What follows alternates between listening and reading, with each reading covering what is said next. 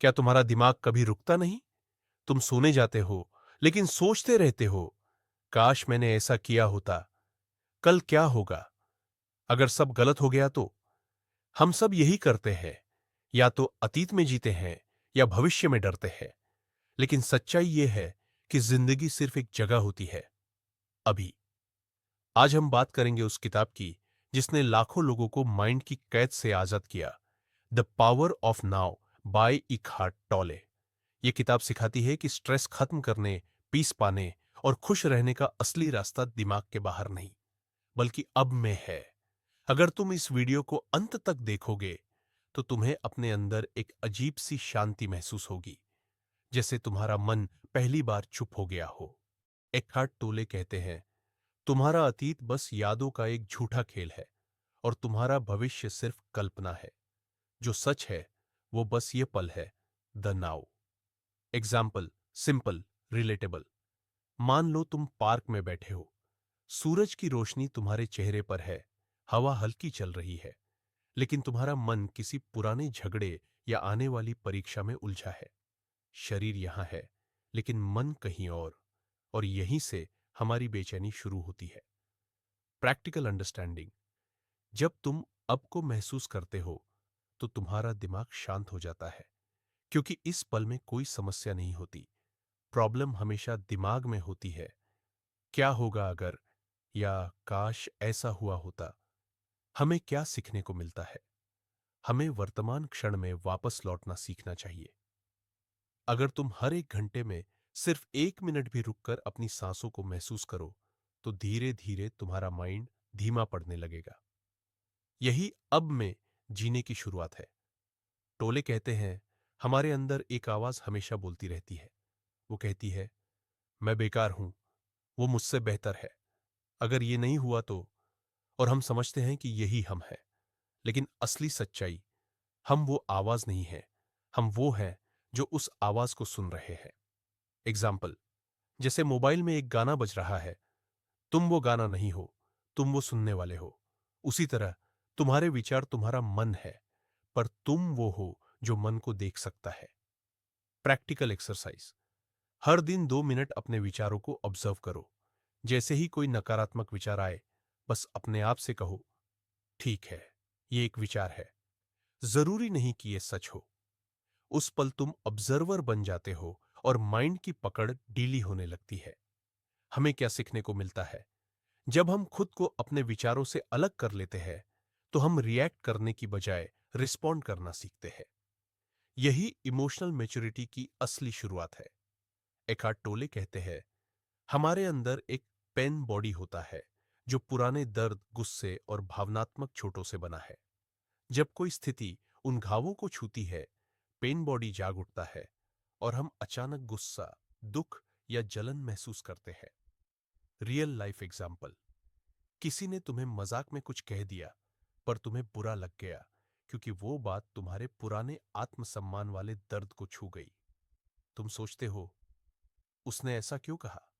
और pen body उसी दर्द से एनर्जी खींचने लगता है।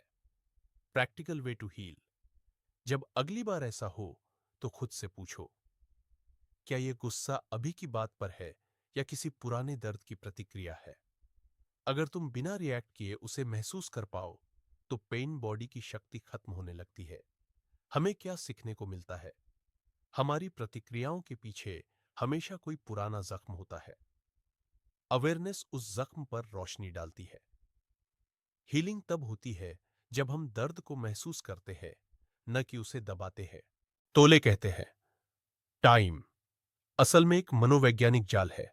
हम सोचते हैं, जब यह होगा तब मैं खुश रहूंगा, लेकिन वो तब कभी नहीं आता, क्योंकि जिंदगी हमेशा अब में होती है। एग्जाम्पल, एक कॉलेज स्टूडेंट कहता है, जब मैं जॉब लग जाऊंगा तब सुकून मिलेगा। फिर जॉब मिलने के बाद सोचता है, जब प्रमोशन मिलेगा तब खुशी होगी।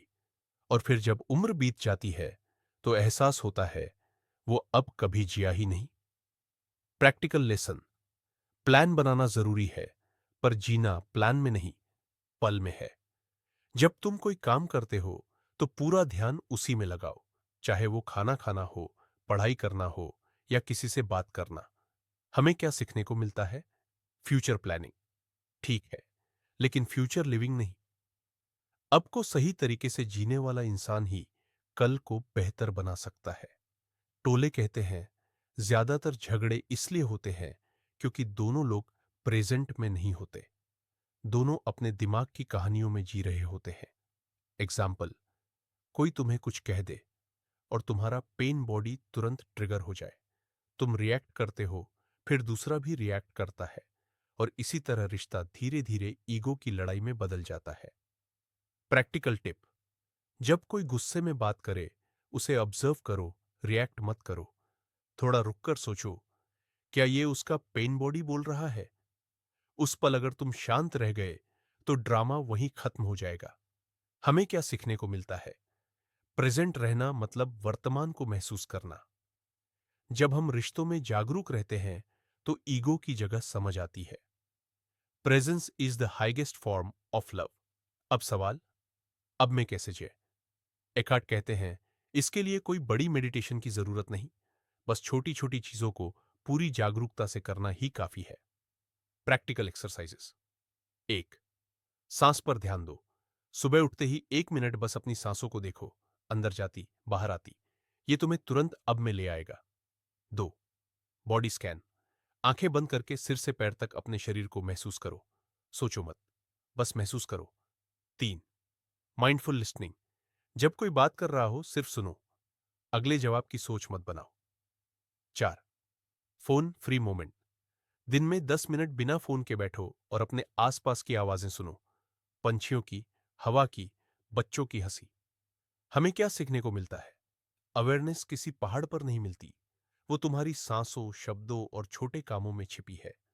जितना ज्यादा अब में रहोगे, उतना ही शांत, खुश और संतुलित बनोगे। एखार्ट टोले कहते हैं, life is now, there was never a time when your life was not now. जिंदगी कोई कॉन्सेप्ट नहीं, ये पल दर पल अनफोल्ड हो रही है। अगर तुम इसे महसूस कर पाओ तो तुम्हें किसी और चीज की जरूरत नहीं रहेगी। फाइनल रिफ्लेक्शन, जब भी मन बेचैन हो, बस रुक जाओ और खुद से पूछो, क्या इस पल में कोई समस्या है? और ज्यादातर बार जवाब होगा नहीं, क्योंकि असली शांति बाहर नहीं, वो तुम्हारे अंदर इस पल में छिपी है।